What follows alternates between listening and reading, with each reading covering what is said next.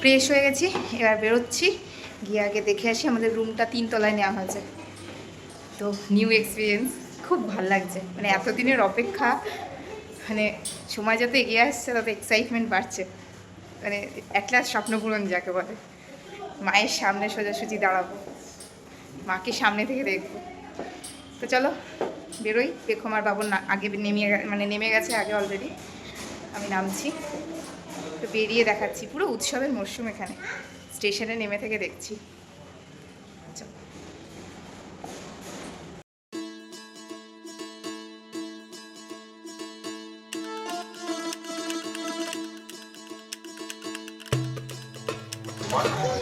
No entry হয়ে গেছে চারিদিকে মোটামুটি।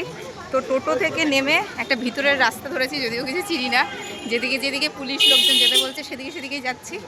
তো এখন যাচ্ছি মন্দিরের দিকে, দেখি ওখানকার কি সিচুয়েশান। বললো তো এখন থেকে পুজো দেওয়া যাচ্ছে, সব কিছুই হচ্ছে, দেখা যাক এখন। এই যে রাস্তাটা দিয়ে এখন যাচ্ছি সে রাস্তাটা মোটামুটি ফাঁকা। ওই রাস্তা দিয়ে সোজা চলে গেলে মন্দির পেয়ে যায়, এই দিকটা অনেকটা যেতে হবে।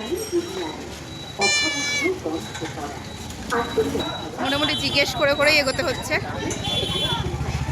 তবে রাস্তাঘাট এখনো পর্যন্ত এই পোর্শন, এই চত্বরটা ফাঁকা, ওই চত্বরে বেশ ভিড় আছে। এক্সাইটিং লাগছে, কত বাজি। সরি।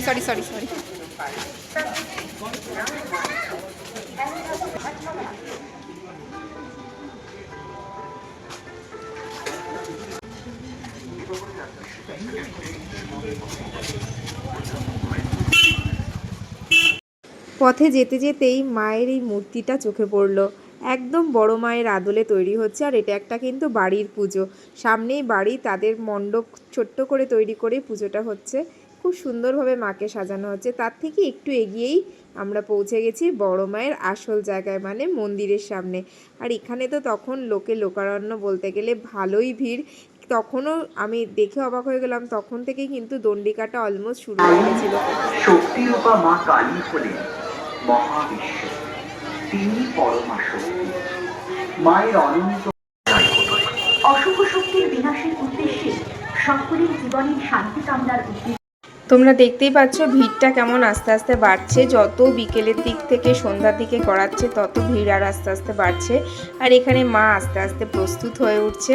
আমরা যখন গেছিলাম তখন মায়ের, তোমাদের তো আগেই বললাম, চোখ এবং চুলের সজ্জা তৈরি হচ্ছিল। তখনও গয়না পরানো আরম্ভ হয়নি, সন্ধ্যার দিক থেকে মোটামুটি গয়না পরানো শুরু হয়েছিল দেখলাম।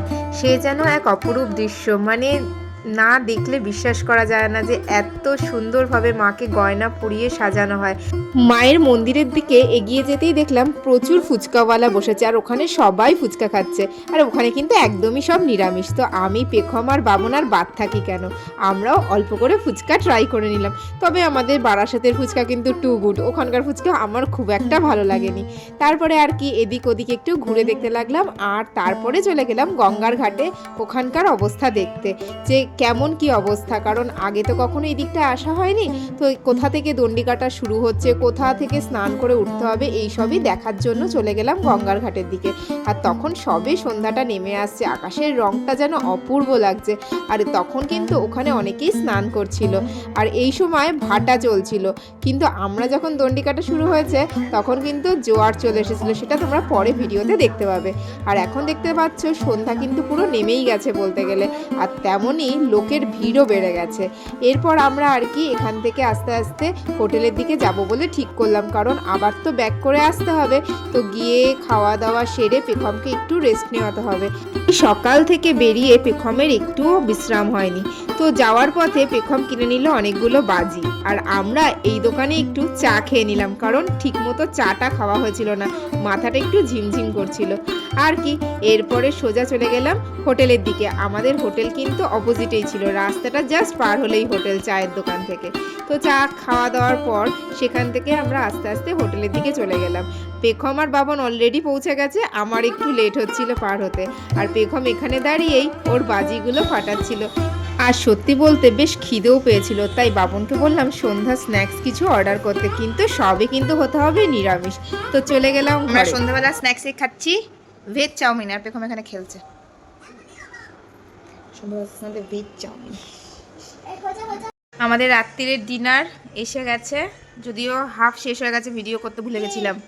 আজকে যেহেতু ভেজ আমাদের, তো পনির, পাঁপড় ভাজা, ডাল ফ্রাই, ভাত আর নান আর রুটি অর্ডার করা হয়েছিল, বাট এখন শেষ হয়ে গেছে, আবার রিঅর্ডার করা হয়েছে। এখন খাচ্ছে আর ফোন দেখছে। এরপরে আমরা রেডি হয়ে বেরোবো। এখন অলমোস্ট 9:30 বাজে। পেখমের ঝাল লেগেছে খেয়ে। আমাদের রুটি আসলে বাকিগুলো শেষ হয়ে যাবে। তো চলো রেডি হয়ে একবারে বেরিয়ে আবার ক্যামেরা অন করছি। যে আমাদের রুটি আর নান এসে গেছে, এবার পুরো ডিনারটা কমপ্লিট হবে আমাদের। একটু বসেছিলাম আমরা, এখানে এসেও পাঁপড় খাচ্ছে।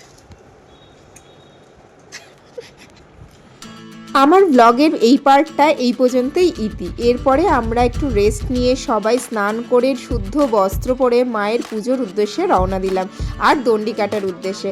তখন কিন্তু প্রায় ঘড়িতে 10টা সাড়ে 10টা বাজে যখন আমরা রওনা দিয়েছি। পরের ব্লগে বাকি অংশটুকু তোমরা দেখতে পাবে। এই ব্লগটা এই পর্যন্তই।